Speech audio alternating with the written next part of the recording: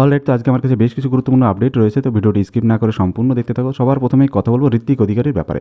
তো তোমরা সবাই জানো ঋত্বিক অধিকারী কিছুদিন আগে ইন্ডিয়া গট লেটেন্টের মতনই বেঙ্গলিজ গট লেটেন্ট নামে একটি শো রান করছিল। তাকে অনেকেই কমপ্লেন করছিল সময় রায়নার শো এর মতন সেই রকম ডার্ক জোক বা সেই রকম মজা পাওয়া যাচ্ছে না। তো সেই ব্যাপারে ঋত্বিক অধিকারী তার ইনস্টাগ্রামে একটি স্টোরি দেয় এবং স্টোরিতে সে যেটা বলে, যখন আমাদের বেঙ্গলিজ গট ট্যালেন্ট শুরু করেছিলাম, ফার্স্ট দুটো এপিসোড দিয়েছিলাম, লোকেরা অনেকে লিখছিল যে ভাই ঠিক লেটেন্টের মতন ডার্ক হচ্ছে না, ভাই ভাই ঠিক লেটেন্টের মতন ওরকম ডার্ক করতে পারছে না। আমি ইচ্ছা করেই করিনি, কারণ হিন্দিতে তো তাও গালাগালি দেওয়াটা একটু কুল, লোকজন মনে করে অনেকটা অ্যাকসেপ্টেবল, বাট যদি বাংলায় যেগুলো হিন্দিতে বলা হচ্ছে ওগুলো যদি বাংলায় বলি না, খুবই বাজে শুনতে লাগবে আর আমাকে পার্সোনালি বাড়ি থেকে বার করে দেবে। আর এখন রিসেন্টলি খবরও পেলাম যে লেটেন্টের যা যা যতগুলো ভিডিও ছিল সব প্রাইভেট করে দিয়েছে সামনে না, মানে অনেক সিরিয়াস কেস হয়ে গেছিল। একটা কথা মনে রাখবে, টাট্টি শুনতে বেশ ফানি লাগে, কিন্তু টাট্টিটাকে যে হাগু বলে দেবে অমনি করে একটা বাস মারতে শুরু করে, গন্ধ আসে। তো হিন্দিতে ভাই অনেক কিছু ফানি লাগে, অনেক কিছু বলা যায়, অনেক কুল লাগে, কিন্তু সেই জিনিসটা এক্স্যাক্টলি বাংলায় বললে খুবই খুবই বাজে শুনতে লাগে, খুবই অশ্লীল লাগে। অনেক বিজ্ঞ বিগুলো আমাকে সেই টাইমে বলছিল যে ভাই ডার্ক হচ্ছে না, লেটেন্টের মতন হচ্ছে না ডার্ক। ভাই করার কোনো ইন্টেনশনই ছিল না ওর মতন।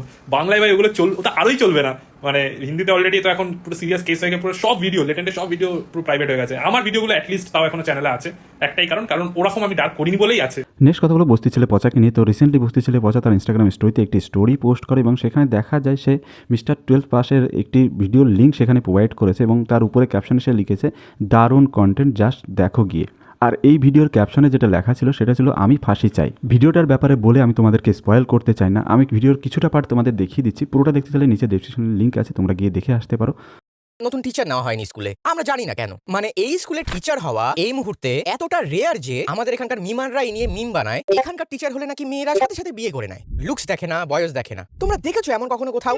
নেক্সট কথা হলো রাজ অ্যান্ড টিয়ার ব্যাপারে। তো কিছুদিন আগে টিয়া একটি মিনি ব্লগ ভিডিও আপলোড করে, সেখানে দেখা যায় তার কাকার মেয়ের বিয়ের ব্যাপারে সেই ভিডিওতে বলে যে তারা খুব গরিব লোক, তার কাকার মেয়ের জন্য একজন ভালো ছেলে দরকার। আর দেবাপল্লির দেবা টিয়াকে পোক করে সেরকম একটি রিল পোস্ট করে। রিলটার কিছুটা পার্ট আমি তোমাদেরকে দেখিয়ে দিচ্ছি, তোমার পুরোটা দেখতে চাইলে নিচে ডিসক্রিপশনে লিঙ্ক থাকবে, তোমরা গিয়ে দেখে আসতে পারো। আর এই বিষয়ে তোমাদের কি মতামত অবশ্যই নিচে কমেন্ট সেকশনে জানিও। আমার বোনুর বিয়ে দেবো, এটা আমার কাকার মেয়ে, কিন্তু সেরকম ছেলে পাচ্ছি না। নেক্সট কথা বলো দ্য বঙ্গায়ের ব্যাপারে। তো রিসেন্টলি দ্য বঙ্গায় তার ইনস্টাগ্রাম স্টোরিতে একটি স্টোরি পোস্ট করে এবং সেখানে দেখা যায় যে তাকে ঠিক কত লোক ফোন করে। আর সত্যি কথা বলতে এত লোক ফোন করেছে, দেখা যাচ্ছে এই ফোন অ্যাটেন্ড করলে সারাদিনে কোনো আর কাজ হবে না, সারাদিন ফোনই ধরতে হবে। তো সেই ব্যাপারে তার ইনস্টাগ্রাম স্টোরিতে সে যেটি দেয়, অনেকের খুব রাগ যে আমি তাদের ফোন ধরি না, তাদের সাথে হয়তো আমি খারাপ করছি, কিন্তু আমি তাদের জানাতে চাই শুধু তাদের সাথে আমি খারাপ করছি না, আমি অতটাও খারাপ নই। আমি জাস্ট একটু ইন্ট্রোভার্ট, আমি জাস্ট একটু ইন্ট্রোভার্ট। এমন নয় যে আমি আমার প্রচন্ড ভাব, আমি কারো ফোন ধরি না, আমি নবাব হয়ে গেছি, আমি হনু, আমি জাস্ট একটু ইন্ট্রোভার্ট, জাস্ট একটু। নেক্সট কথা হলো সাহেব লাইফস্টাইলের ব্যাপারে। তো রিসেন্টলি তার একটি ভিডিওর মাধ্যমে জানা যায় যে জোম্যাটোর সঙ্গে কীভাবে সাধারণ লোকজন স্ক্যাম করতে পারে। আমরা জোম্যাটোতে অনেক সময় খাবার অর্ডার করি এবং অনেক সময় কী করি সেটা ক্যান্সেল করে দিই, আর সেই ক্যান্সেল হওয়া খাবারটা দোকানে ফেরত যায় না, যে জোম্যাটো রাইডার তাকেই দিয়ে দেওয়া হয়। আর এখানেই হচ্ছে স্ক্যাম। তেমনই একজন খাবার অর্ডার করে, সাহেব যখন তার কাছে খাবার নিয়ে পৌঁছায় সে বলে আমি ভাই খাবারটা ক্যান্সেল করে দিচ্ছি, কিছু পরিমাণ তোকে টাকা দিয়ে দিচ্ছি, তুই খাবারটা আমাকে দিয়ে দে। আর এটাই হচ্ছে অ্যাকচুয়াল স্ক্যাম, মানে এখানে খাবারের পুরো টাকাটা না দিয়ে কিছু পরিমাণ টাকা রাইডারকে দিয়ে খাবারটা নিয়ে নেওয়া।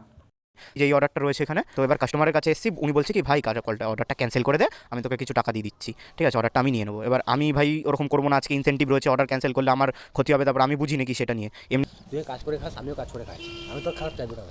তুমি কেন চাইবা? এবার তুমি যে কথাটা বলছো ওটা তো আমার খারাপই হচ্ছে দাদা।